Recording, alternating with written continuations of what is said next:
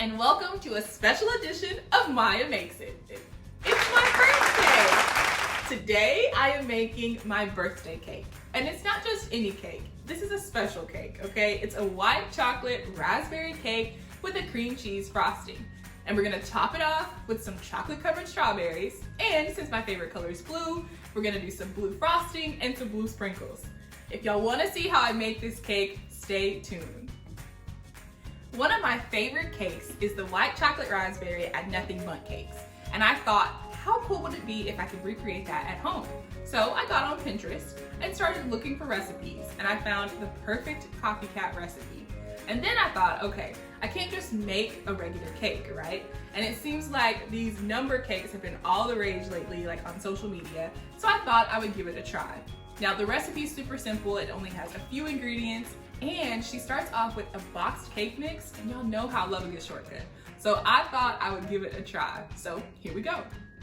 So for the ingredients, there are 7 main ingredients that go in the cake itself. So it's our boxed cake mix, our white chocolate pudding mix, she did some water, oil, eggs, and then white chocolate chips. And for the first step, you want to add in all of the ingredients except for the chocolate chips into your mixer, like if you're doing it in a bowl with a stand mixer, or if you're doing it like a hand mixer, either one. So you add all of those ingredients and you beat that until it's a smooth batter. And we're gonna set the chocolate chips aside and add that in after we've mixed everything else together.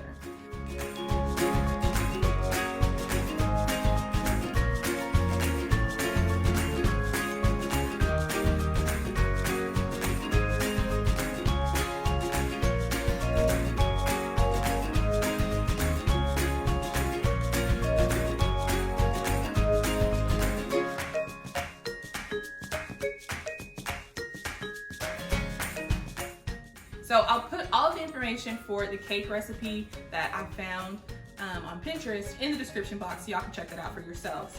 Now, I wouldn't call myself like a baker really, but I do like to cook and bake, as y'all know. And I thought that I could do this cake pretty well, so I was nervous. I didn't have all of the right tools maybe you would have like in a professional bakery, but I think we did pretty good and it came out really well. All right, so we have a smooth batter, and then we add in those white chocolate chips, and she suggested that you don't leave them whole, so I just ran like a knife through them and kind of chopped them roughly so they were different shapes or sizes, and then I added that into the batter and just kind of folded it in with my spatula. And so once that was well incorporated, it was time to put it in our pan. And now I was a little nervous about this part because I didn't know if it'd be enough cake batter for the sheet pan that I was using. But it worked out well, so if you're trying this at home, it does work. The same amount of cake baked really well in that sheet pan. And so I poured it into my pan, and then it was a matter of dolloping on some raspberry jam and kind of swirling that throughout so that it had that pretty like marbled effect. And once I got it in the pan, I had to bake it for about 30 minutes until it came out smooth with a toothpick, or the toothpick came out clean, excuse me. And so then I just had to multiply that like by 4. So I did it 4 times, and I had 4 different sheet pans with cake.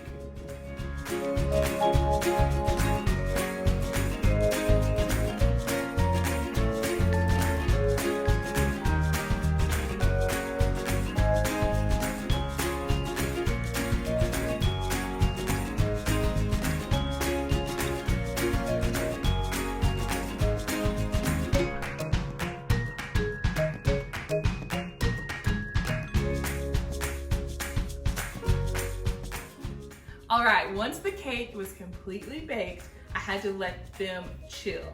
So I let them cool for maybe like 10 minutes or so outside of the oven, just in the pan still. But then I went ahead and put them in the refrigerator and let them chill for probably a good like hour or so. I didn't want the cake falling apart. I was so nervous about that. And so I let them chill. I didn't rush the process. And then I had to cut out the shape of the tube. So I had to make an actual like template of a tube. And I just got like some white butcher paper, or if you like a poster board or something like that would work. And I literally taped it onto the sheet pan and traced out a tube. So I wanted it to be perfect because I knew like that was gonna be the shape of the cake. And so I like Googled an image of a tube and had it like on the table next to me while I was looking at it and drawing out the tube. And then I cut it out. And so once I had my like template of a tube, I placed it on top of each cake And I literally took the time with a paring knife and like slowly cut out the shape of the two. And I went super slowly and I was super careful the whole way through. And after each like cake was cut, I put it back in the refrigerator so it could continue to chill because I didn't want it to crumble. And so after all of the pressure, I managed to cut 2s out of each cake. And then it was time to like put them together, which was probably the part I was the most nervous about. So once I had 4 2s and they had chilled again in the refrigerator, I had to try to transfer them onto each other, if that makes sense. So because I wanted like that double layer effect, I had to place 1 2 on top of the base, right, for each of them. And this was the part I was like the most anxious about. I did not want to get this far and then the cakes fall apart, right? And then it'd be like a complete waste of time and I would be so devastated. And so we went super slowly. I had to give my sister's help, so you'll see her hands in the video too, because she was helping me like place them. And so we just took our time. I used like a spatula and kind of got it loose on the boards. I was using cake boards that we just got from like Walmart to make the process a little bit easier. And so we smoothed it, like gently pushed it onto the base of the 2. And I already put frosting in between. So you want a frosting layer in the middle and then you want a layer of frosting on top. And for the frosting, it was a super simple like cream cheese frosting. So I did 16 ounces of cream cheese, we did half a cup of butter, and you do like 3 to 4 cups of powdered sugar. I think I ended up doing like 3.5 cups of powdered sugar and like 2 teaspoons or so of vanilla. You can just kind of eyeball that for the extra flavor. And once I got that smooth, I added it into a piping bag. And that didn't work super well, so I ended up putting it into a Ziploc baggie, and that worked beautifully, better than the piping bag even. So you just get like a gallon size baggie, add your frosting in and like cut off the tip of the baggie, and then you can pipe that on into like big dollops. And so we did that on the base 2s first, and then I chilled it again, and then I added that second 2 on top. And so once both were on top, and I had 4 cakes basically at this point that were all 2s and they were stacked very neatly. Then I put them back in the refrigerator again to chill in between. And I worked on that second batch of my frosting and I let that chill. And then it was time to put the frosting on top. So this was kind of a lot of steps, I'm not gonna lie to y'all. I think literally, yeah, probably took me like 2.5 days to put it all together because like I said, I was working on, you know, I'm not a professional here, so I had to take my time.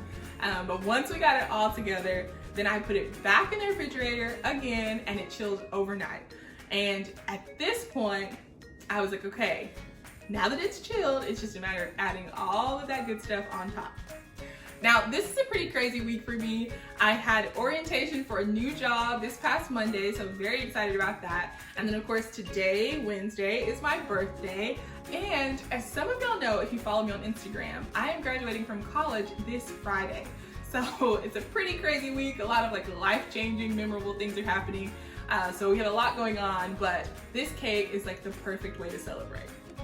So now it is time for the fun part.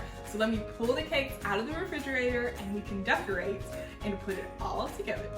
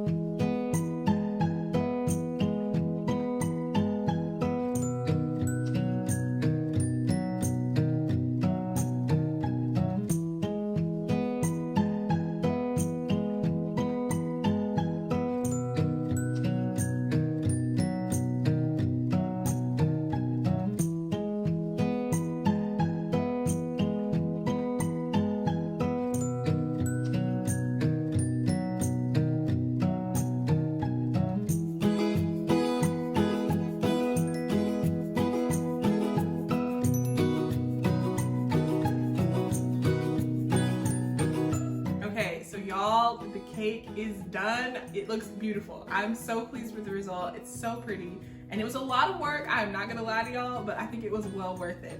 So I think y'all know at this point we have come to my favorite point in the video where I get to taste it. So let's slice it up and give it a taste. Happy birthday to me. Okay, so let's give it a taste. I'm pretty excited about this. So good. It's so decadent. I mean, that white chocolate raspberry with the frosting, it's like the perfect touch. Y'all, I'm very proud of this, okay? This was a lot of work, but I think it was definitely worth it. And y'all be sure to check out Saks Strawberries. That's where I got the chocolate covered strawberries. I'll leave all of her information down below in the description box so y'all can give her a follow and support her business. And I think that's it, y'all. Thanks so much for being here. Happy birthday to ya. Happy birthday to ya. Happy birthday. Wow. Happy birthday, Maya! All right. Wow, so it definitely seems like the party has started. I have some family that's here to help me celebrate my birthday. So thank y'all for joining me and helping me celebrate. I hope y'all enjoyed today's video. Be sure to subscribe and I'll see y'all next time. Bye. Yay!